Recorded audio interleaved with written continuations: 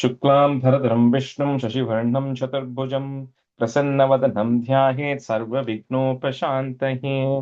ॐ सहना भवतु सहनौ भुनक्तु सह वीर्यं करवावहै तेजस्विनावधीतमस्तु मा विद्विषावहै। ॐ शान्तिः शान्तिः शान्तिः। अगजानन पद्मार्कं गजाननमहर्निशम् अनेकदन्तं भक्तानाम् एकदन्तमुपास्महे। श्रीमहागणपतये नमः। गुरवे सर्वलोकानां विषजे भवरोगिणां निधये सर्वविद्यानां श्रीदक्षिणामूर्तये नमः। अस्मद्गुरुचरणारविन्दाभ्यां नमः। वसुदेवसुतं देवं कंसचाणूरमर्दनं देवकी परमानन्दं कृष्णं वन्दे जगद्गुरुं। ज्ञानानन्दमयं देवं निर्मलस्फटिकाकृतिम् आधारं सर्वविद्यानां श्रीहयग्रीवमुपास्महे। श्रीहयग्रीवमूर्तये नमः। सरस्वति नमस्तुभ्यं वरदे कामरूपिणि विद्यारम्भं करिष्यामि सिद्धिर्भवतु मे सदा। श्रीमहासरस्वत्यै नमः। उमाकोमलहस्ताब्जसम्भावितललाटकं हिरण्यकुण्डलं वन्दे कुमारं पुष्करस्वजं। வெற்றிவேல் முருகனுக்கு ஹர ஹரோஹரா. லோகவீரியம் மகாபூஜ்யம் சர்வரக்ஷாகரம் விபும் பார்வதி ஹிருதயானந்தம் சாஸ்தாரம் பிரணமாம்யகம். சுவாமியே சரணமையப்பா. வாகர்த்தாவிவ சம்பிருக்தௌ வாகர்த்த பிரதிபத்தயே ஜகதः பிதரௌ வந்தே பார்வதி பரமேஸ்வரௌ. ஸ்ரீ பார்வதி பரமேஸ்வராभ्यां நமः. कोमलं पूजयन् वेणुं श्यामलोऽयं कुमारकः वेदवेद्यं परं ब्रह्म तस्मै श्रीगुरवे नमः। अस्मद्गुरुचरणारविन्दाभ्यां नमः। श्रीकृष्ण गोविन्द हरे मुरारे श्रीनाथ नारायण वासुदेव। श्रीकृष्ण गोविन्द हरे मुरारे श्रीनाथ नारायण वासुदेव। श्रीकृष्ण गोविन्द हरे मुरारे श्रीनाथ नारायण वासुदेव। पीताम्बरं करविराजितचक्रशङ्खकौमोदकी सरसिजं करुणासमुद्रं राधासहायम् अतिसुन्दरमन्दहासं वातालयेशम् अनिशं हृदि भावयामि। कृष्णो रक्षतु मां चराचरगुरुः कृष्णं नमस्ये सदा। कृष्णेनैव सुरक्षितोऽहमसकृत् कृष्णाय दत्तं मनः। कृष्णादेव समुद्भवो मम विभो कृष्णस्य दासोऽस्म्यहम्। कृष्णे भक्तिरचञ्चलास्तु भगवन् हे कृष्ण तुभ्यं नमः। श्रीगुरुवायूरप्पा शरणं नम्राणां सन्निधत्ते सततमपि पुरस्तैरणभ्यर्थितानपि अर्थान् कामानजस्रं वितरति परमानन्दसान्द्रां गतिं च।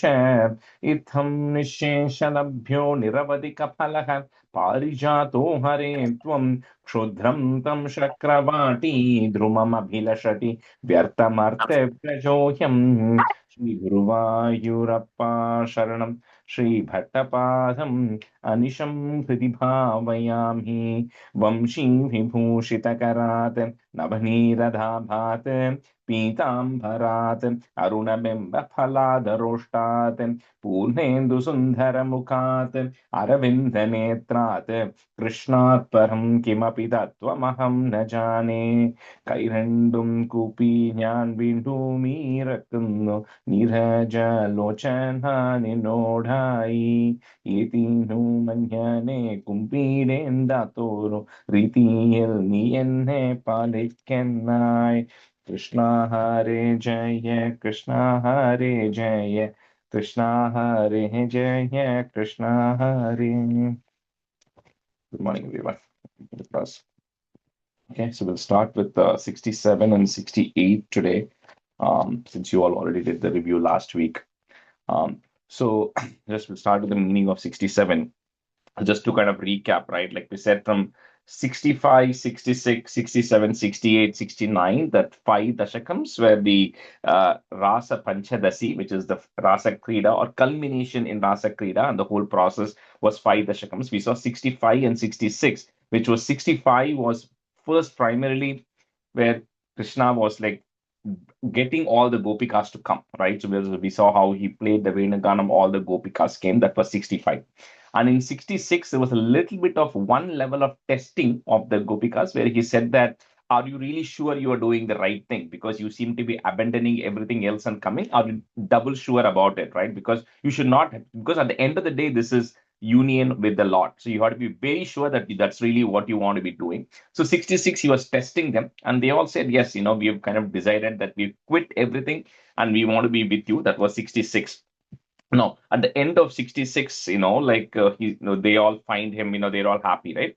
So then 67, what happens is the Gopikas now are very happy. They are in a state of bliss, saying that, okay, finally, right? I've come, and then Krishna is mine.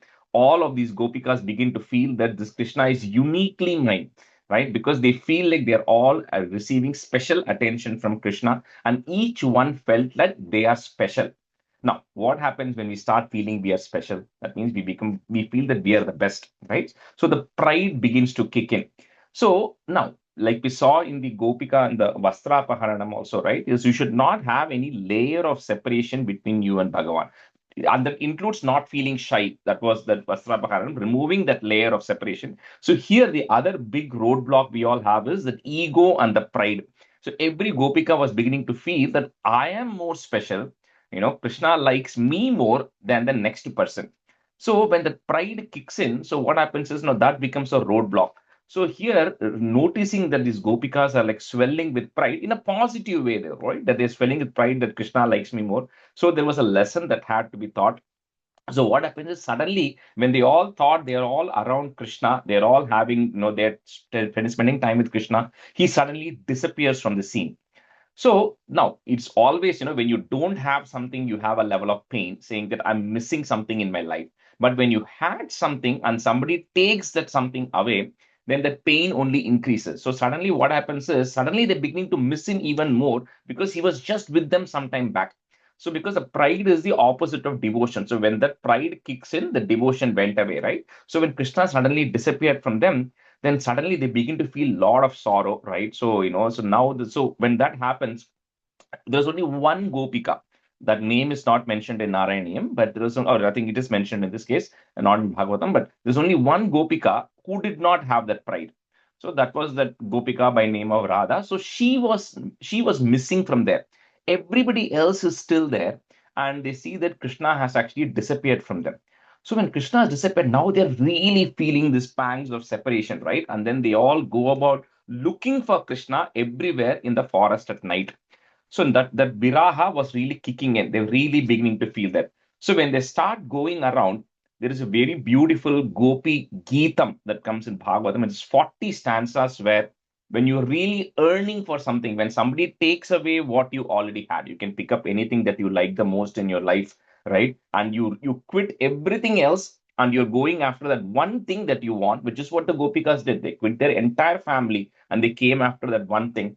And if that thing now gets taken away from you, snatched away from you, then you really feel that pain. So that pain is expressed through a singing or a sort of songs that the Gopikas actually sing, or 40 stanzas of Gopika Geetam, where they go about and they go ask everything, right? So they're going and they talk about, and this some of it will come here. They go ask the different trees which are there, saying, oh Champaka tree, oh Mallika tree, did you see Krishna anywhere? And then they always start reminiscing about Krishna, saying, like very similar to the Venu Ganam thing. They start saying that the Mother Earth is so blessed because even if Krishna has disappeared from me, he's always stepping foot somewhere in the earth. So at the end of the day, the Mother Earth is the only one which doesn't get separated from Krishna because he's always walking somewhere, right? In this avataram, is always walking somewhere. And then when they don't find him, they start enacting the various role plays, right? Like, so they one of them behaves like a baby Krishna, one of them behaves like a Putana, one of them behaves like Sakatasura. They start enacting all of these incidents because they're constantly thinking about Krishna and constantly thinking about all of those things and where he could have been. So when they start doing this and they come to a point where each one starts believing that they themselves are Krishna, right? They start behaving. So when you start acting like, when somebody loves Elvis Presley a lot, and they start dressing up like Elvis Presley, and then they start acting like Elvis Presley. They just believe that they have that in their mind that they are, right? That's how their natural behavior becomes. That's what is beginning to happen here is they all begin to believe that they themselves are Krishna, right? They keep thinking about him all this time, looking for him. So when they still don't find him, and at some point when they are looking around, they see some footprints on or they see some, marks, foot marks there, and they see two pairs of footmarks, which means they say two people have gone through this path, right? So they know one of them is Krishna, they know one of them is Radha because she is the other person missing here. So when they start doing this, they start following the path, the footmarks that they are actually seeing. And that footmark suddenly at one point becomes only one pair of footmarks. So then they start wondering what happened. So then, after some time, when they keep going, they meet this Radha. Radha, they meet her at some point, and they tell her what happened. She says, at one point, Krishna and I just left all of you, and we went, and we all were just going. We both were just walking, and I was feeling so, what you call, so proud that Krishna picked me over all of you because all of you got abandoned behind, and I was the only one. So I thought I was super special. So I told Krishna, Krishna, I cannot walk anymore. Can you please lift me on your back? Because she thought she was very special, that Krishna is she's the only one Krishna is going with. The moment she said, can you please lift me on your back, even he disappeared even from my vision. So even I also have been looking for him. So they all start looking, and finally when they kind of give up, right, saying that we completely surrender, we are not able to look for you, you have to please come, and they completely start earning.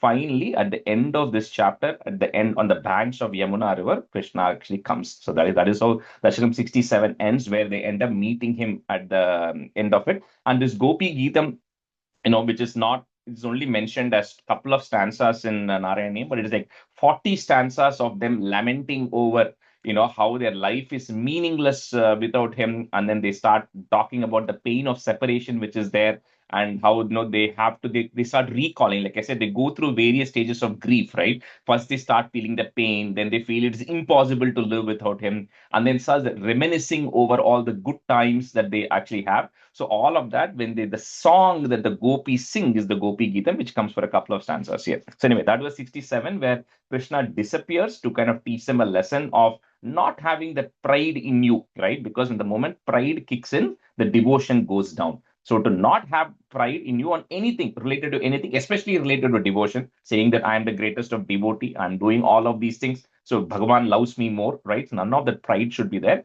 And eventually, when that goes away, finally they meet Krishna at the banks of Yamuna. That's how this ends. Okay, so today, let's see. Usha, you can be a student, and Vidya Medal, you can be a student. Hello. Sorry, Rajesh, I'm driving. I'm heading to India. Okay, no worries, no worries. No worries.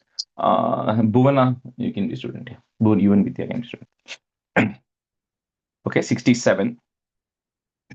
स्फुरत्परानन्दरसात्मकेन त्वया समासादितभोगलीलाः असीममानन्दभरं प्रपन्नाः महान्तमापुर्मदमम्बुजाक्ष्यः स्फुरत्परानन्दरसात्मकेन, त्वया समासादितभोगलीलाः asimam ananda. I'm just breaking at that ma. Asimam ananda bharam prapannaha. So add a visarga and comma there. Prapannaha. Mahantam apur madam ambujakshaha. Breaking at the madam is pride. So madam ambujakshaha.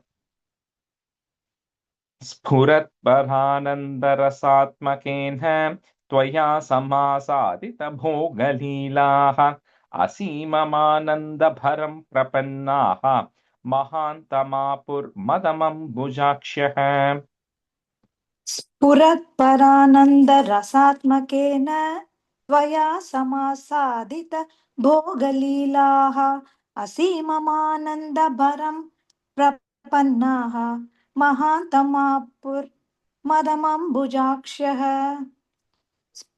स्फुरत्परानन्दरसात्मकेन त्वया समासादितभोगलीलाः आसीममानन्दभरं प्रपन्नाः महान्तमापुर्मदमम्बुजाक्ष्यः. Bhuvana, second line, first word, aseemam. You said aseemam. Aseemam ananda. स्फुरत्परानन्दरसात्मकेन त्वया समासादितभोगलीलाः असीममानन्दभरं प्रपन्नाः महान्तमापुर्मदमम्बुजाक्ष्यः स्फुरत्परानन्दरसात्मकेन त्वया समासादितभोगलीलाः असीममानन्दभरं प्रपन्नाः महान्तमापुर्मदमम्बुजाक्षः निलीयते सौ मयि मय्यमायं रमापतिर् विश्वमनोभिरामः इति स्म सर्वाः put सर्वाः कलिताभिमानाः put विसर्गान् निरीक्ष्य Govind तिरोहितो भूः.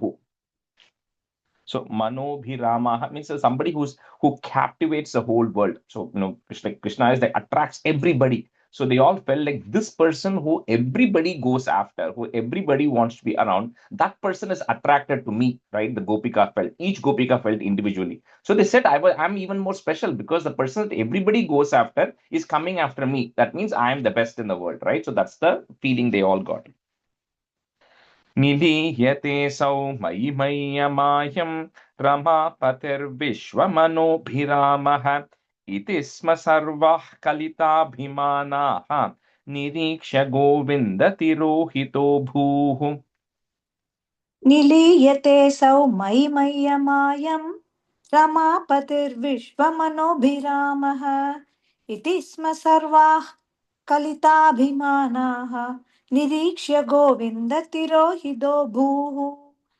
निलीयते सौ मयि मय्यमायं रमापतिर्विश्वमनोभिरामः इति स्म सर्वाः कलिताभिमानाः निरीक्ष्य गोविन्दतिरोहितो भूः तो भूः. Rajeshji, what is the name of this dashakam? So this is Bhagavatas Tirodhanadi. This word Tirohito which comes, right? Tirohito is to disappear. Tirodhanadi Varnanam. निलीयते सौ मयि मय्यमायं रमापतिर्विश्वमनोभिरामः इति स्म सर्वाः कलिताभिमानाः निरीक्ष्य गोविन्दतिरोहितो भूः. निलीयते सौ मयि मय्यमायं रमापतिर्विश्वमनोभिरामः इति स्म सर्वाः कलिताभिमानाः निरीक्ष्य गोविन्दतिरोहितो भूः. राधाभिधां तावद जात garvam, put a im there instead of that ma, garvam, comma. Next word starts with the a. Ati priyam gopavadhum murare bhavan upadaya gato viduram, comma. Taya saha swaira vihara kari. So here everybody is, she's disappeared, but along with Radha. Radha bhidam tavada jata garvam ati priyam gopavadhum murare bhavanupadaya gato viduram taya sahaswaira viharakari. राधाभिधां तावदजादगर्वाम् अतिप्रियां गोपवधूं मुरारे भवानुपादाय गतो विदूरं तया सह स्वैरविहारकारी. राधाभिधां तावदजादगर्वाम् अतिप्रियां गोपवधूं मुरारे भवानुपादाय गतो विदूरं तया सह स्वैरविहारकारी. राधाभिधां तावदजातगर्वाम् अतिप्रियां गोपवधूं मुरारे भवानुपादाय गतो विदूरं तया सह स्वैरविहारकारी. राधाभिधां तावदजातगर्वाम् अतिप्रियां गोपवधूं मुरारे भवानुपादाय गतो विदूरं तया सह स्वैरविहारकारी तिरोहितेत त्वयि जात तापाः समं समेताः पुट इह समेताः कमलायताक्ष्यः वने वने त्वां परिमार्गयन्त्यो विषादम् आपुर्भगवन्नपारम्. So jata tapaha. Tapa is heat. So jata tapaha, they were feeling that pangs of separation, the heat of separation, because then they started looking through the entire vane, through the entire forest.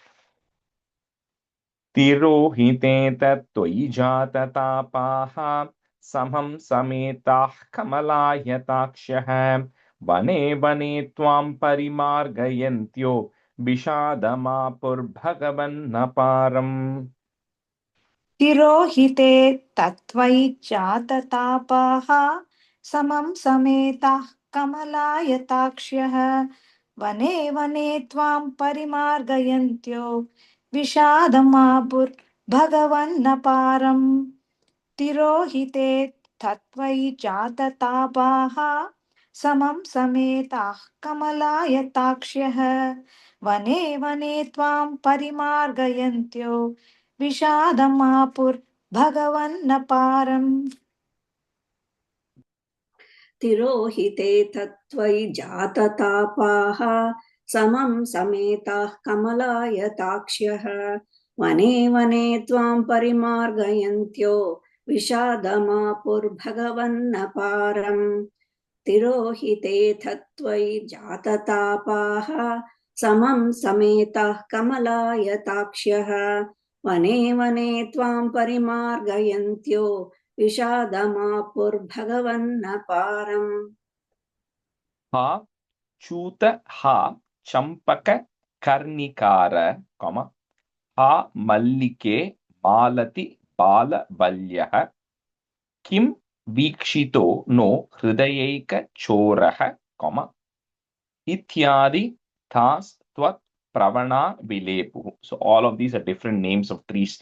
Chuta, Champaka, Karnika, Mallika, Malati, all different types of trees. So they're going and asking each of those trees in the forest saying, did you see Krishna? Did you see him anywhere wandering around? Ha Chuta, ha Champaka, Karnikara, ha Mallike, Malati, Balavalyaha, Kim Vikshito no Hridayekachorah. इत्यादितास्त्वत्प्रवणा विलेपुः. आचूतः सम्पककर्णिकार हा मल्लिके मालति बालवल्यः किं वीक्षितो नो हृदयैकचोरः इत्यादितास्त्वत्प्रवणा विलेपुः.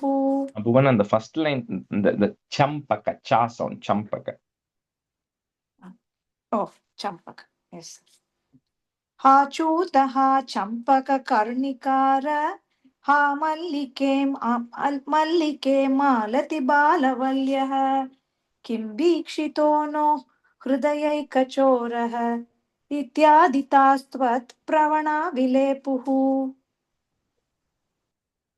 हाचूतः चम्पककर्णिकार हा मल्लिके मालति बालवल्यः किं वीक्षितो नो हृदयैकचोरः इत्यादिस्तास्त्वत्प्रवणा विलेपुः हाचूतः चम्पककर्णिकार हा मल्लिके मालति बालवल्यः किं वीक्षितो नो हृदयैकचोरः इत्यादितास्त्वत्प्रवणा विलेपुः निरीक्षितोऽयं सखि पङ्कजाक्षः पुरो ममेत्याकुलम्. Up to that ma is one word, you can break it into a im. Mametyakulam alapanti tvam bhavana chakshushi vikshya kachit, put a it, the it and tha there, put a it comma, tapam sakhinam dviguni chakara.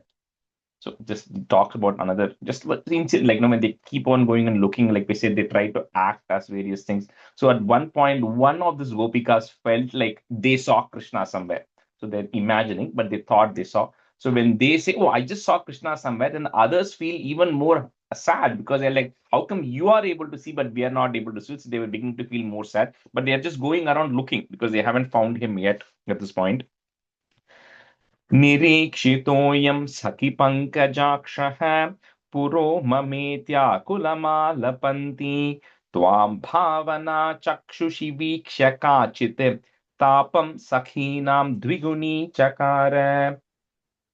निरीक्षितोऽयं सखि पङ्कजाक्षः पुरो ममेत्याकुलमालपन्ति त्वां भावना चक्षुषि वीक्ष्य काचित् तापं सखीनां द्विगुणी चकारः चकार, निरीक्ष no, sorry no, चकार. चकारः sorry sir निरीक्षितोऽयं सखि पङ्कजाक्षः पुरो ममेत्याकुलम् आलपन्ति त्वां भावना चक्षुषि वीक्ष्य काचित् तापं सखीनां द्विगुणी चकार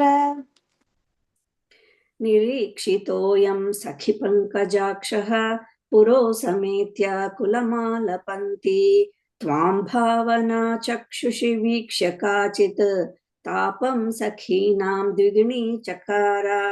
Vidya, do you have in the first line after the comma? You said Puro Sametya Akula. Do you have Sametya or Mametya? Oh, I have Mametya. Okay. Oh, sorry.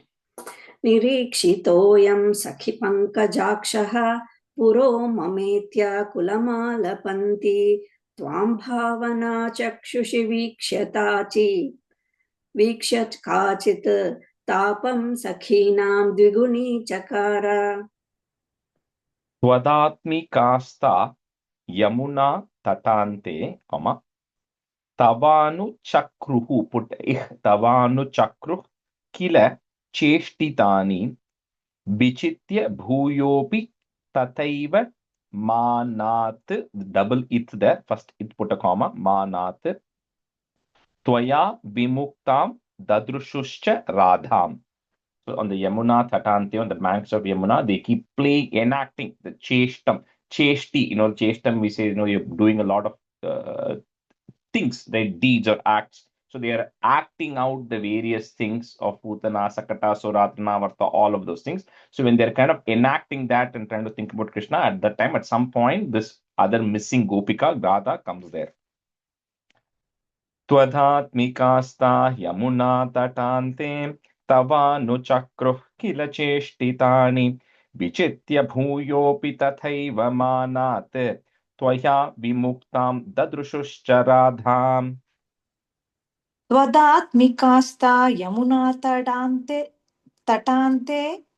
तवानुचक्रुः किल चेष्टितानि विचित्य भूयोऽपि तथैव मानात् त्वया विमुक्तां ददृशुश्च राधाम् त्वदात्मिकास्ता यमुना तटान्ते तवानुचक्रुः किल चेष्टितानि विचित्य भूयोऽपि तथैव मानात् त्वया विमुक्तां ददृशुश्च राधाम्.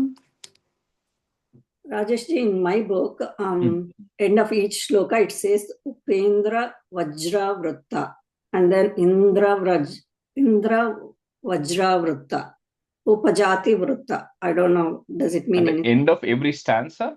Yeah, within the brackets they say. Oh, I don't. Maybe send me a picture later. I'll take a look. But I haven't heard that before. Okay. Tvadatmikasta. Oh, sorry. That is a chandas. That is just the chandas. Yeah. Okay. Like different kind of chandas then. Different chandas. Yeah. Yeah. त्वदात्मिकास्ता Yamuna तटान्ते तवानुचक्रुः किल चेष्टितानि विचिन्त्य भूयोऽपि तथैव मानात् त्वया विमुक्तां ददृशुश्च राधाम्.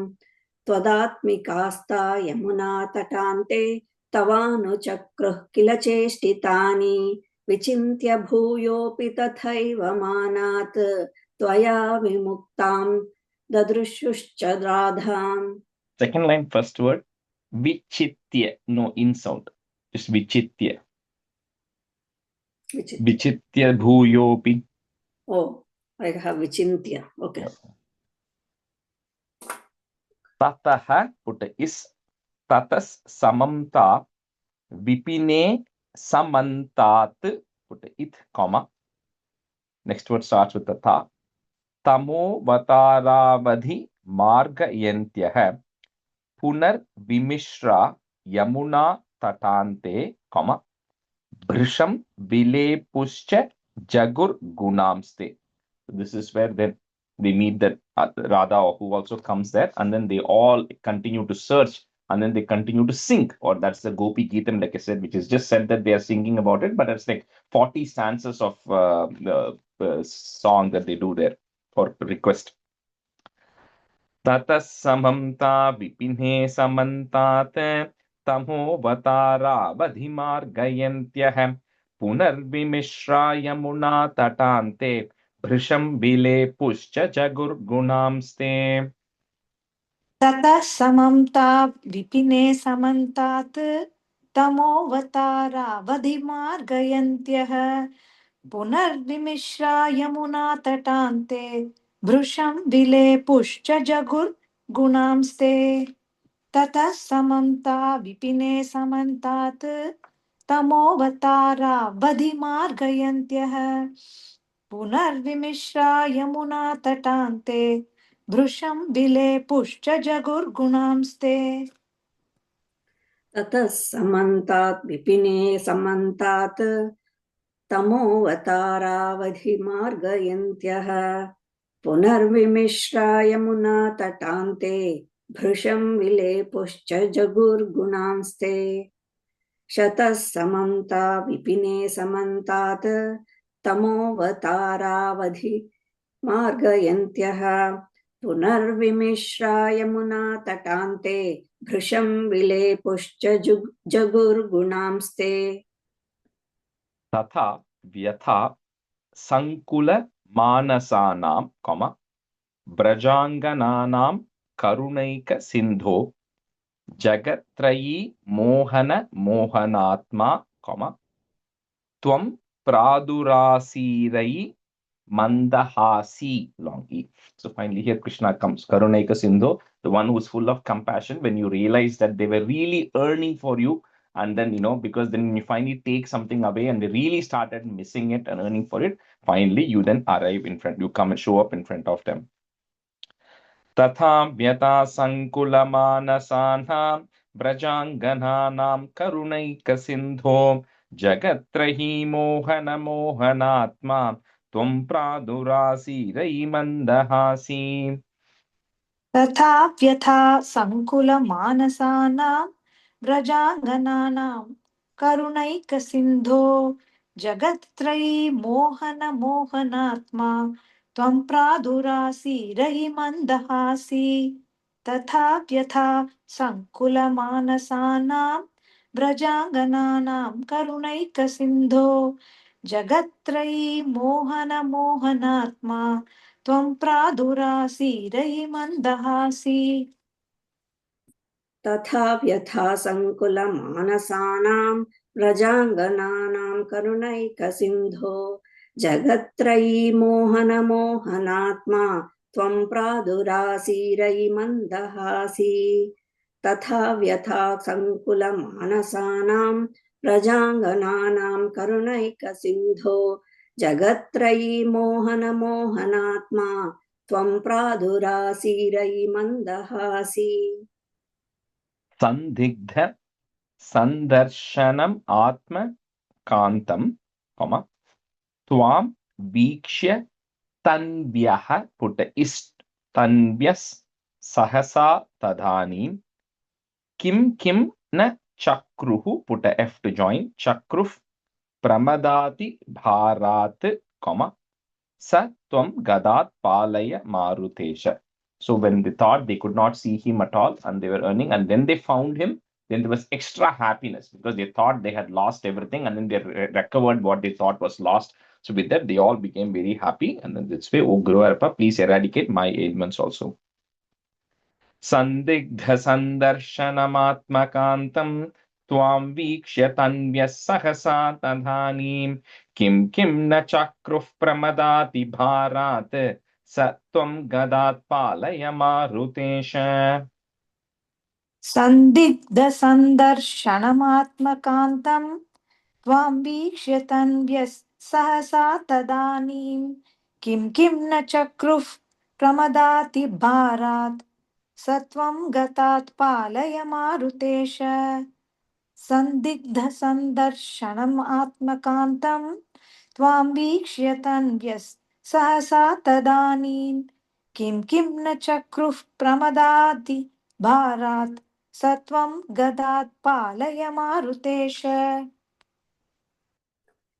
सन्दिग्धसन्दर्शनमात्मकान्तं त्वां वीक्ष्य तन्व्यः सहसा तदानीं किं किं न चक्रुः प्रमदाति भारात् सत्वं गदात् पालय मारुतेश सन्दिग्धसन्दर्शनमात्मकान्तं त्वां वीक्ष्य तन्व्यः सहसा तदानीं किं किं न चक्रुः प्रमदाति भारात् सत्वं गदात् पालय मारुतेश श्रीकृष्णाय परब्रह्मणे नमः. So Dasakam 68 is also going to be a small one. So I'll just tell the meaning of 68. So 68 title is Gopi Nam Bhagavat Samagamadi Varnanam. Samagamadi is just being in the company. So 68, 69. 69 is when the actual Rasaketa dance happens. 68 is just them being with Bhagavan, right? So this is kind of coming to the pretty much the culmination of the Rasa Krida. So like we said, the true meaning of Rasa Krida in each of this is if everything we discussed so far, right, in 65, 66, 67, a little bit of 68, instead of using the word Gopika or a Gopi, right, you replace it with your individual soul and equate Krishna to the Paramatma. That is essentially that story, right? Essentially what it is your soul is always with Paramatma, is always with Bhagavan. But then we deviate away from the path, right? Because it then takes on this body. When it gets onto this body, it gets attached to all of the material things, and the soul now believes I am this body, which means everything that in me that I am, people who are associated with me, the things that I'm associated with, I start liking more. So the soul just gets entrapped into thinking that this is me, right? But in reality, this is not me. The soul is completely free of who I am as a person. It's not a male. It doesn't have this house in Buffalo Grove, none of that stuff. But it starts to believe that it is that, right? And when it starts to believe it is that, it gets trapped in all of that stuff. So, and then what happens is it starts deviating. When it starts deviating from the sole purpose of being from the Bhagavan, which it's connected to, then it starts having a lot of problems and earning, right? Which is what is happening. So the Gopikas start missing out. They start worrying about, we worry about a lot of things, right? So that is the earning we all go through. But finally, when you then come back and then you find Bhagavan again, right? And then it then realizes that all of this is not me. I am truly a soul which doesn't remain change, which doesn't change, and I'm always connected to Bhagavan. Then it's in a state of bliss again. So this Rasa Krida essentially is in 69, not 68, in 69, it is essentially when the soul finally realizes that, then it is in a state of bliss. So that happiness that the soul experiences in union with the Bhagavan is really the true Rasa Krida, where it is celebrating that happiness, saying that I'm in a state of bliss always because I realized my true purpose. I truly realize that I am not this body, I am not this person. All the problems I thought I have is truly I'm unaffected with all of those problems, and I'm truly one with Bhagavan. That is the final Rasa Krida. So this, to some extent, it is you can replace everything we discussed with the Gopika, with the soul, your individual soul, and then Krishna with that Paramatma, and then see how it actually goes through the journey there, right? Where it has all these feelings of ego, we get the feelings of pride, we get all of it, the soul actually doesn't, but it begins to have because it takes up this body and begins to think what it is, right? So now in 68, when each of these Gopikas, right, now gets Krishna back, each of them interacts with Krishna in a different way. They have different ways of how they show love, different ways of how they show devotion. So, for example, it talks about a few types, right? So, some of them, some of the Gopikas, are just in a state of stillness, right? So, they come, they see Krishna, they're setting their eyes on Krishna. They cannot just remove their eyes off of Krishna. They're always in the state of bliss by just looking at it. Because in stillness, when somebody is absolutely still, essentially what they're doing is they're completely surrendering their minds. They're just completely absorbing the presence of Krishna who's there, just him being there. And then just looking at Krishna gives them happiness and peace. They don't need to do anything else, right? That is one way. You just look at it, you just feel happy about it. So that is one way a soul experiences relationship with God, which is, so everything I'm saying, you can kind of, convert it into how a soul will react to it. But some gopikas are just looking at Krishna and just feeling a state of bliss. That's one type. The second one, they feel like, it's much more, some of us, it feels they're very intimate in nature. So what those gopikas do are, they take his hand, Krishna's hand, and keep it on their chest, because they want to feel his physical presence. So they then feel like him just being there and Krishna touching them, gives them a sense of calmness and gives them a sense of presence there. And the moment when Krishna touches, then they get horripilation all over the body and they feel like, I'm connected with the Lord because I'm physically touching him. Well, the previous set of gopikas, just being there, presence and looking at Bhagavan, gave them that feeling. Then the third one, people, these set of gopikas felt like, this Krishna already ran away from me once. I don't want to lose him. So what they do is they take him and then put his hand around their neck and hold it tightly, because it is kind of more like a protective embrace, So they're kind of keeping it tightly because they don't want him to leave. So they're holding on to him so that he doesn't leave. So that is another way, because they're fearing another level of separation that might happen. So they don't want to let him go. So they're just holding him tightly around their neck and doing it. Then there's some categories of gopikas which says that whatever what a beetle leaf, whatever pan that Krishna was, what they were eating, they took it and gave it to him, right? Half eaten pan, they gave it to him, right? Because they felt like, you are just an extension of me. So whatever I am eating is yours, whatever you are eating is mine, right? There's no separation of, etchil, they say in Tamil, right? So, there's no separation of all of that, right? It's the same thing. And then there are some others who are very tearful about it, right? So they're just sitting in the presence and then they're all crying because, like saying that, I can't live without you. And then there's another category who are getting very upset about it. Sometimes, when we like, how do I compare? Like, we just tell like, you went off and I can't believe you did this to me. Right. So we have that kind of a yelling nature, but it is not really yelling, right? You're kind of very sad about it. You are, you're in a loving manner. You say, how can you do this to me? So there are some gopikas who are telling me, how can you leave me and go, right? It's unallowed to do something like that. So this way, each of these gopikas are then interacting with him in a different manner, depending on their own, whatever their mental thing is of how they connect to Bhagavan. So with this, so the 68 is just that, of them spending time with Krishna together and Krishna spending time with gopikas. And then finally, it will end up in 69, where Krishna will say, depending on how each of you is looking at me, I will become that kind of a person, because it's not just one type, right? So that's why in 69 in Rasa Krida, he takes for every Gopika who is there is a separate Krishna who is different from the other Krishna, because each one relates to him in a different manner. So there's not just, Bhagavan doesn't have to be one type, right? You don't have to approach him only in that silence, sitting in front of him and meditating, or you don't have to be the type who's like, I want physical proximity. I want to be able to touch an idol. I want to be able to touch a photo, or somebody might cry in front of Bhagavan. He says you can have all those different types of relationships and he will equally reciprocate in the same way. So that's what is going to happen in 69 when he takes different forms, that is in connection to 68, because each of them were relating to him in a different way. So that is 68. All right. So here, let me see who I had. Deepa, you can be a student, and Divya, you can be a student. So this one, we're going to do it slightly different. So this one, I know some of you who've been to some Parayanams, you know that we insert the word Krishna at several points there. So that will change the Sandhi things which will come.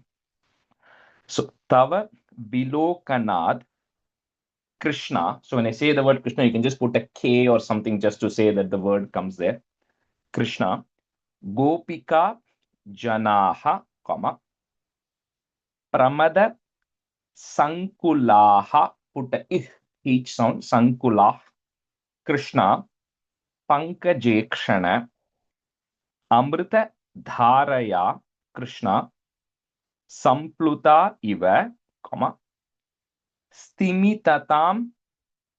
If you have dadus, that is goes away, it takes a ich sound, it becomes a visarga and then takes a ich sound. So daduh Krishna tvat purogataha. तव विलोकनात् कृष्णा गोपिका जनाः प्रमदसङ्कुलाः कृष्णा पङ्कजे क्षण अमृतधारया कृष्णा सम्प्लुता इव स्तिमिततां ददुः कृष्णा त्वत्पुरोगताः.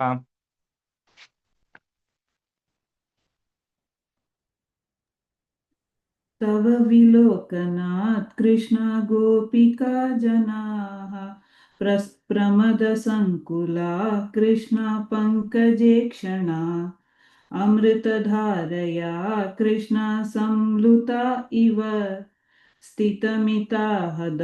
स्थितमिततां ददु कृष्णा त्वत्पुरोगताः.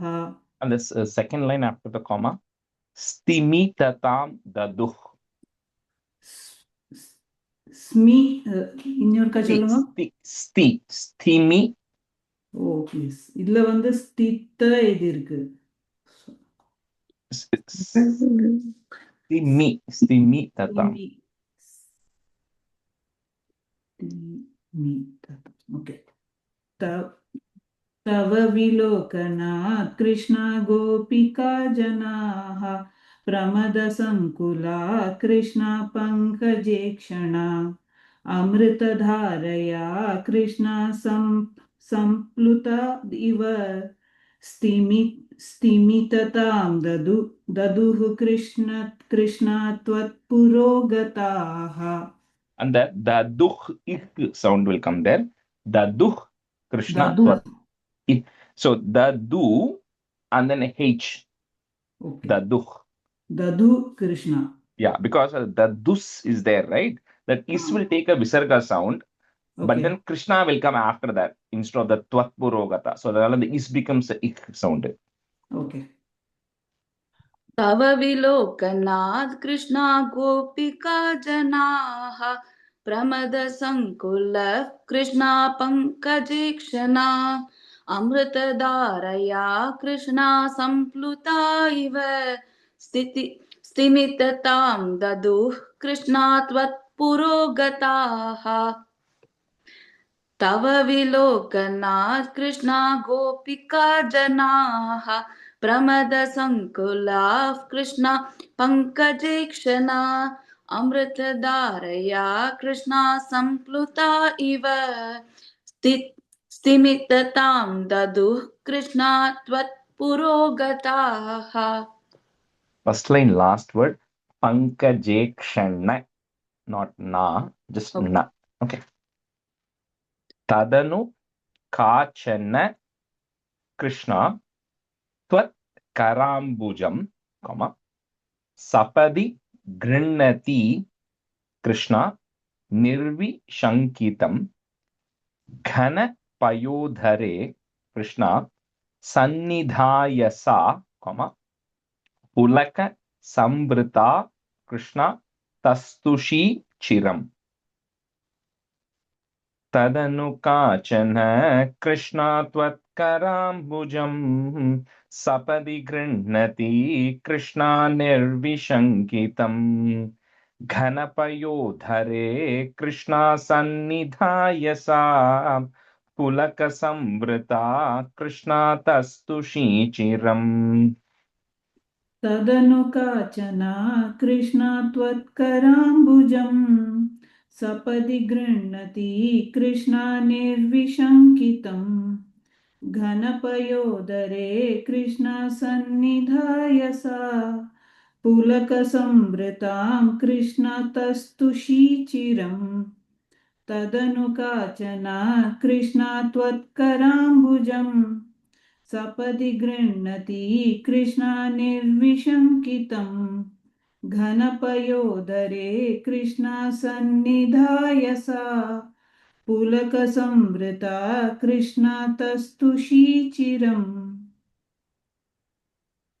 तदनु काचना कृष्णात्वत्कराम्बुजम् सपदि गृह्णति कृष्णा निर्विशङ्कितम् गणपयोदरे कृष्णा सन्निधाय सा पुलकसंवृत्ता Krishna तस्तुषीचिरम् Divya, the first line, Tadanu Kachana. Okay. तदनु काचन कृष्णात्वत्कराम्बुजम् सपदि गृह्णति कृष्णा निर्विशङ्कितम् गणपयोदरे कृष्णा सन्निधाय सा पुलकसंवृता Krishna तस्तुषीचिरम् Tava Vibho Para Krishna Komalam Bhujam, Nija Galantare Krishna Paryaveshtayate Gala Samudgatam Krishna Prana Marutam Krishna, Prati Nirundativa. So if you are Prati Nirundhati Vati Harshula. If you have one long word like that, you just break it into Prati Nirundhativa Krishna Ati Harshula. Tava Vibho Para Krishna Komalam Bhujam Nijagalantare Krishna Paryaveshtayate Galasamudgatam Krishna Pranamarutam Pratinirundhati Va Krishna Ati Harshula. तव विभो परा कृष्णा कोमलम्बुजम् निजगलान्तरे कृष्णा पर्यवेष्टयत् गलसमुद्गतं कृष्णा प्राणमारुतम् प्रतिनिरुन्धतीव कृष्णा अतिहर्षुला तव विभो परा कृष्णा कोमलम्बुजम् निजगलान्तरे कृष्णा पर्यवेष्टयत् गलसमुद्गतं कृष्णा प्राणमारुतम् प्रतिनिरुन्धतीव कृष्णा अतिहर्षुला तव विभो परा Krishna कोमलम्बुजम् निजगलान्तरे Krishna पर्यवेष्टयत् गलसमुद्गतं Krishna प्राणमारुतम् प्रतिनिरुन्धतीव Krishna अतिहर्षुला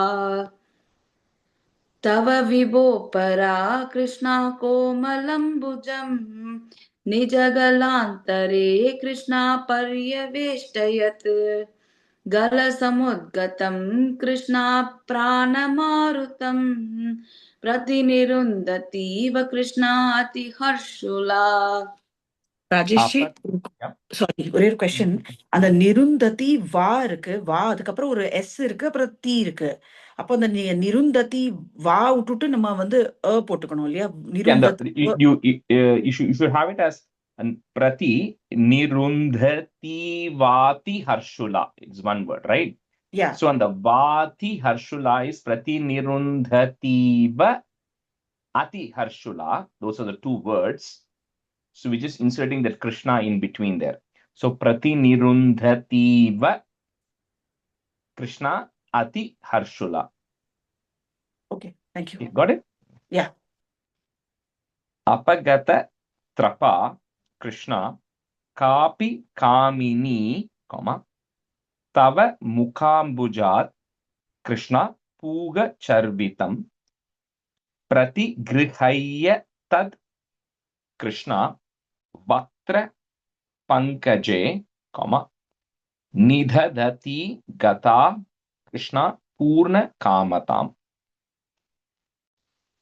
Apagata Trapa Krishna Kapi Kamini Tava Mukambujat Krishna Puga Charvitam प्रतिगृह्य तत् कृष्णा वक्त्रपङ्कजे निदधति गता कृष्णा पूर्णकामताम् अपगत प्रभा कृष्णा कापि कामिनी तव मुखाम्बुजात् कृष्णा पूगचर्वितम् प्रतिगृह्य तत् कृष्णा वक्त्रपङ्कजे निदधति गता कृष्णा पूर्णकामताम् अपगतत्रपा कृष्णा कापि कामिनी तव मुखाम्बुजात् कृष्णा पूर्गचर्वितम् प्रतिगृह्य तत् कृष्णा वक्त्रपङ्कजे निदधति गता कृष्णा पूर्णकामताम् अपगतत्रपा कृष्णा कापि कामनी तव मुकाम्बुजात् कृष्णा पूगचर्वितम् प्रतिगृह्य तत् कृष्णा वक्त्रपङ्कजे निदधति गता Krishna पूर्णकामताम्. Even the first line, before the comma, kamini, and the word. Kamini. Yeah, and then the second line, first word, pratigrihaya, is a half ya and a full ya. Pratigrihaya tat. Okay. अपगतत्रपा Krishna कापि कामनी तव मुकाम्बुजात् कृष्णा पूगचर्वितम् प्रतिगृह्य तत् कृष्णा वक्त्रपङ्कजे निदधति गता Krishna पूर्णकामताम्. Again, the first word, you're saying kamani, kamini. Kamini. Oh, okay. Yeah, Kamini. Got it. Thank you. Bikaruno vane Krishna samvihaya mam. So the ma that is there will break it. Im mam, comma. Next word starts with the a. Apagatosi ka Krishna twamiha sprishet iti saroshaya Krishna tavadekaya, comma. Sajala lochanam Krishna vikshito bhavan. Sajala Lochana means with teary-eyed, but little bit upset because she left and went. So she's reacting differently, saying that, I don't want to be with you anymore because you left me and went in an angry way, but not truly angry, but she's reacting that way because she was disappointed. Rajesh, Because, just one question. In the Krishna varthukku munnadi vara vaarthiyana adu enna? Is it describing Krishna in one word? What are all those words? no, I mean, that's some places, that in Sanskrit, you can put that word anywhere you want and it'll figure out what the meaning is. So when you say Krishna, it just means, oh Krishna. Okay, so you can put it anywhere you want. So it's like here, for example, it is saying Bikaruno vane sambihaya mam. So saying one girl saying, you left me without having any pity on me. Okay. So and that is that. So and the word it says one lady saying, you left me without having any pity, right? That is a sentence. It can stand on its own because it already references. But then the Krishna is just put to create that feeling of that. But then the word Krishna also fits into the meaning, saying, oh Krishna, you left me without having any pity. Oh Krishna, I'm very upset with you. So the sentence can stand without the word Krishna also, but the word Krishna is also inserted just to get that feeling of each of them talking to Krishna in a different way. Yeah, it sounds beautiful. Yeah. Okay. Thank you. Bikaruno vane Krishna samvihaya mam apagatosi ka Krishna twamiha sprishet iti saroshaya Krishna tavadekaya sajalalochanam Krishna vikshito bhavan. विकरुणो वने कृष्णा संविहाय माम् अपगतोऽसि का कृष्णा त्वामिह स्पृशेत् इति सरोषया कृष्णा तावदेकया सजललोचनं कृष्णावीक्षितो भवान् विकरुणो वने कृष्णसंविहाय माम् अपगतोऽसि का कृष्णा त्वामिह स्पृशेत् इति सरोषया कृष्णा तावदेकया सजललोचनं कृष्णा वीक्षितो भवान् विकरुणो वने कृष्णा संविहाय माम् अपगतोऽसि का कृष्णा त्वामिह स्पृशेत् इति सरोषया कृष्णा तावदेकया सजललोचनं कृष्णा वीक्षितो भवान् विकरुणो वने कृष्णा संविहाय माम् अपगतोऽसि का कृष्णा त्वामिह स्पृशेत् इति सरोषया कृष्णा तावदेकया सजललोचनं कृष्णा वीक्षितो भवान्. And just for context, the original version, when it is written, necessarily does not have the word Krishna in there, right? Like the original text. That's why you don't have the word Krishna in your book also, right? So that's what I'm saying. This sentence can stand on its own without the word Krishna, just like any other stanza. But in the tune, like when you're singing in this Gopi Geetam tune, then that word Krishna has to come to create the chandas necessary, because I can't sing that without putting that word Krishna here. Like I can't say Bikaruno Vane Samvihayam, like that won't land, right? So on the Krishna Potada and the tune land agum. So so it's just inserted there as part of the Grasa Krida, right? 68 and 69 are a little bit melodious in nature for people who know to sing, unlike me. So another 68, 69 also will be a different tune altogether. So it is just for that purpose, all of that, to drive that relation. Iti Mudakulai. So if you have ir there on top of that Vallavi, that ir goes away and it will take again ih sound. Iti Mudakulai Krishna Vallavi Janaihi, comma, Samam Upagato Krishna Yamune Tate Mridu Kuchambaraihi. Again take a ih sound. Kuchambarai Krishna Kalpitasane, comma, Gusruna Bhasure Krishna Paryashobhataha.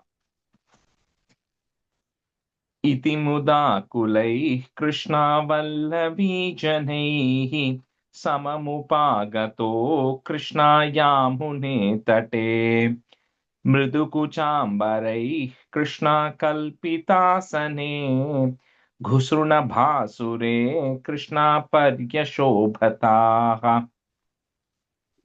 इति मुदाकुलैः कृष्णवल्लवीजनैः सममुपागतो कृष्णयामुने तटे मृदुकुचाम्बरैः कृष्णकल्पितासने गुसृणभासुरे कृष्णपर्यशोभताः इति मुदाकुलैः कृष्णवल्लवीजनैः सममुपागतो कृष्णायामुने तटे मृदुकुचाम्बरैः कृष्णकल्पितासने गुसृणभासुरे कृष्णपर्यशोभताः इति मुदाकुलैः कृष्णा वल्लवी जनैः सममुपागतो कृष्णा यामुने तटे मृदुकुचाम्बरैः कृष्णा कल्पितासने गुसृणभासुरे कृष्णा पर्यशोभताः इति मुदाकुलैः कृष्णा वल्लवी जनैः सममुपागतो कृष्णा यामुने तटे मृदुकुचाम्बरैः Krishna कल्पितासने गुसृणभासुरे Krishna पर्यशोभताः. Kati Vidha Kripa Krishna Kepi Sarvato comma. Dhrita dayodayaha. Again, put a ih sound. Dayodayah Krishna kechidashrite katichidi trisha Krishna madrusheshwapiti. So if we have pitya, it and a ya, that it and a ya goes away, it becomes a ti and a a. So madrusheshwapiti, short e, comma. Next word will start with the a. Abhihito bhavan Krishna vallavi janaihi. कतिविधा कृपा कृष्णा केऽपि सर्वतो धृतदयोदयाः कृष्णा केचिदाश्रिते कतिचिदीदृशा कृष्णा मादृशेष्वपीति अभिहितो भवान् कृष्णा वल्लवी जनैः कतिविधा कृपा कृष्णा केऽपि सर्वतो धृतदयो दया कृष्णा केचिदाश्रिते कतिचिदीदृशा कृष्णा मादृशेष्वपीति अभिहितो भवान् कृष्णा वल्लवी जनैः कतिविधा कृपा कृष्णा केऽपि सर्वतो धृतदयो दया कृष्णा केचिदाश्रिते कतिचिदीदृशा कृष्णा मादृशेष्वपीति अभिहितो भवान् कृष्णा वल्लवी जनैः कतिविधा कृपा कृष्णा केऽपि सर्वतो धृदयो कृष्णा केचिदाश्रिते कतिचिदीदृशा कृष्णा मादृशेष्वपीति अभिहितो भवान् कृष्णा वल्लवी जनैः Divya, in the first line after the comma, dhrita dayodayah. धृत कतिविधा Krishna कतिविधा कृपा कृष्णा केऽपि सर्वतो धृतदयो दया कृष्णा केचिदाश्रिते कतिचिदीदृशा कृष्णा मादृशेष्वपीति अभिहितो भवान् कृष्णा वल्लवी जनैः Ayi kumarika Krishna naiva shankyatam, comma, katinata mai Krishna prema katare maitu chetaso Krishna vonu vrittaye, comma, kritamidam. So the next word you might have in Sanskrit, it will be Mayet Yuchivan Bhavan.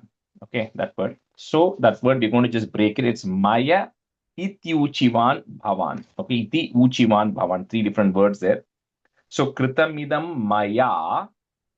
Okay, so it'll end with the A. Maya Krishna Ityuchivan Bhavan. Okay, it means the same thing. It's just a sandhi. So don't worry, we're not changing any meaning there.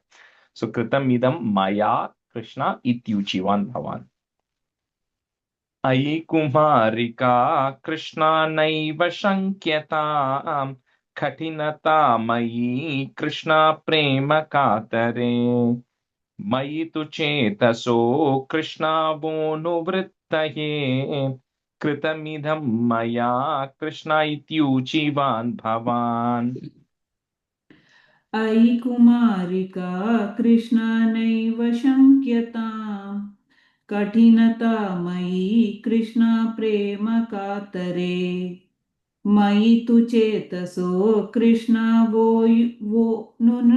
वोनुवृत्तये कृतमिदं मया कृष्णा इत्युचीवान् भवान् अयि कुमारिका कृष्णा नैव शङ्क्यताम् कठिनता मयि कृष्णा प्रेम कातरे मयि तु चेतसो कृष्णा वोनुवृत्तये कृतमिदं मया कृष्ण इत्युचिवान् भवान्. The ityuchivan. Kritamidham maya Krishna ityuchivan bhavan. So is it a big U or a small one? The U is a big U, but the E is just ityuchivan bhavan. Okay, thank you.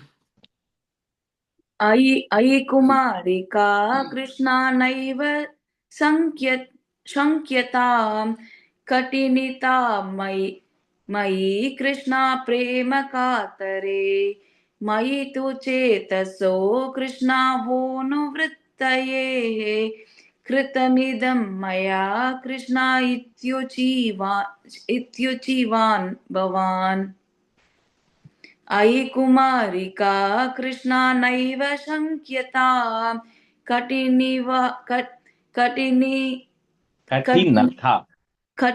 कठिनता मयि कृष्णा प्रेम कातरे मयि तु चेतसो कृष्णा वो नु वृत्तये कृतमिदं मया कृष्णा इत्युचिवान् भवान्. So here Krishna is just telling them, that katinata, that hard-heartedness I kind of showed here, like of abandoning and going and all of that stuff, was not because he did not accept their devotion or he did not accept their love. It is just to show that sometimes you have to keep it separate to test and it will just strengthen it. So kind of taking something away will just strengthen the intense desire for having that again. So it was just to make sure the devotion is very strong and becomes more intense that I disappeared, but then I completely accept and realize the devotion the Gopikas have. Rajeshri, can you do the last line in the tune? Yeah, so that word, the best way is, you start a little bit low. Ityuchivan bhavan. So you just start like ityuchivan. The U is a long U, right? So maitu chetaso Krishna bonu vrittaye kritamidham maya Krishna ityuchivan bhavan. So U is still long. Ityuchivan bhavan. Okay. Ai nishamyatam Krishna जीव वल्लभाः प्रियतमो जनो कृष्णा नेदृशो मम तदिह रम्यतां कृष्णा रम्य yaminishu. So if you have a ish and a va, shwa, that becomes a shu and a a. So ramya yaminishu, comma. And the next word will start with the a. Anuparodhamiti. Again, the thya is going to break into a ti and a a. So anuparodhamiti. Krishna. Alapo vibho. Again, the standard sandhi rules only there. Ahinishamyatam Krishna jiva vallabhaha priyatamo jano Krishna nedrusho mama. Tadiha ramyatam Krishna ramyayaminishu anuparodhamiti Krishna alapo vibho. Rajesh, I have a question. Yeah. So in the second stanza, the Ramyayamini Shwa Va is completely gone. When it becomes Ish Shu, and ava are gone together. It becomes a two. Just a Shu. It becomes just a Shu. Two, and then the next word starts with the a. Anuparodhamiti. Okay, so then there is no Va sound at all anywhere, correct? Yeah, it goes away. Yeah, because in Sanskrit, the shu, one word ends with a shu, other word ends with the a. When you write them separately, like in this case, yaminishu anuparodhamiti. Two words. When you actually put them together, the shu and the a becomes a shwa. Okay, thank you. Sandhi rule. But we're just breaking, because you're putting the comma, we can separate those two words. That's all. Sure, thanks. Ainishyam Nishamyatam. Ainishamyatam Krishna jiva vallabhaha priyatamo jano Krishna nedrisho mama tadiha ramyatam Krishna ramyayaminishu अनुपरोधमीति Krishna आलपो विभो. And Deepan, second line after the comma. Anuparodhamiti. Anuparodhamiti. Yeah, I think the me you stretched it. It's just a short me. It's miti. अयि निशम्यतां कृष्णा जीववल्लभाः प्रियतमो जनो कृष्णा नेदृशो मम तदिह रम्यतां कृष्णा रम्ययामिनीषु अनुपरोधमिति कृष्णा आलपो विभो. अयिनिशं यतां कृष्णा जीववल्लभाः प्रियतमो जनो कृष्णा नेदृशो मम तदिह रम्यतां कृष्णा रम्ययामिनीषु अनुप्रमोदमिति कृष्णालपो विभो. And the word anuparodhamiti. अनुपरोधमिति अयिनिशं यतां Krishna जीववल्लभाः प्रियतमो जनो कृष्णा नेदृशो मम तदिह रम्यतां कृष्णा रम्ययामिनीषु अनुपरोधमिति कृष्णालपो विभो. Iti giradhikam Krishna modameduraihi. So put a visarga comma. Modameduraihi comma. Next line, if you have a ir that goes away. Braja vadhujanaihi, that takes a it sound. Vadhujanai. Krishna sakamaraman. Kalita kautuko. Krishna rasa khelane, comma.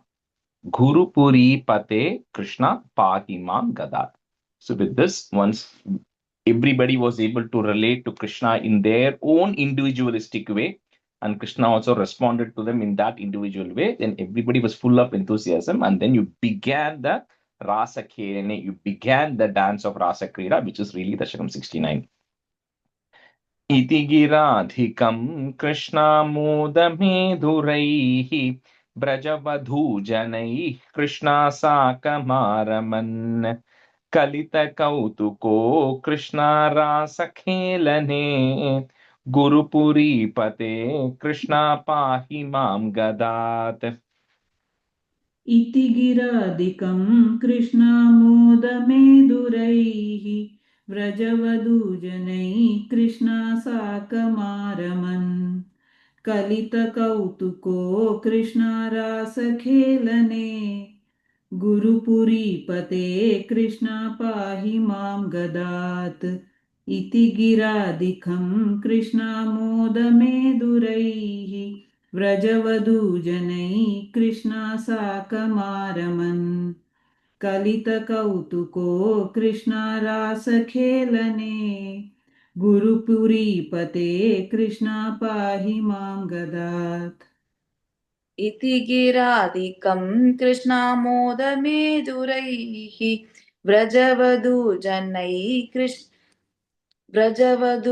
व्रजवधूजनैः Krishna साकमारमन् कलितकौतुको Krishna रासखेलने गुरुपुरीपते Krishna पाहि मां गदात्. इति गिरादिकं कृष्णामोदमेदुरैः व्रजवधूजनैः कृष्णा साकमारमन् कलितकौतुको कृष्णा रासखेलने गुरुपुरीपते कृष्णा पाहि मां गदात्. And the first line just after the comma is Braja Vadhujanai. Brajavadhujanai. Krishnaya Parabrahmani Namaha. And the class here today. सान्ध्रानन्दावबोधात्मकमनुपमितं कालदेशावरेभ्यां निर्मुक्तं नित्यमुक्तं निगमशतसहस्रेण निर्भास्यमानम् अस्पष्टं दृष्टमात्रे पुनरुरुपुरुषार्थात्मकं ब्रह्मतत्त्वं तत्तावद्भाति साक्षात् गुरुपवनपुरे हन्त भाग्यं जनानां कायेन वाचा मनसेन्द्रियैर्वा बुद्ध्यात्मना वा प्रकृते स्वभावात् करोमि यत् सकलं परस्मै नारायणायेति समर्पयामि. Thank you, everyone. Thank Thank you. you, Thank you. Rajesh. Thank you. Thank you. Thank you, Thank you. Rajesh. you. Happy Memorial Day weekend, everybody. Memorial Day weekend. Thank Bye. you. Bye.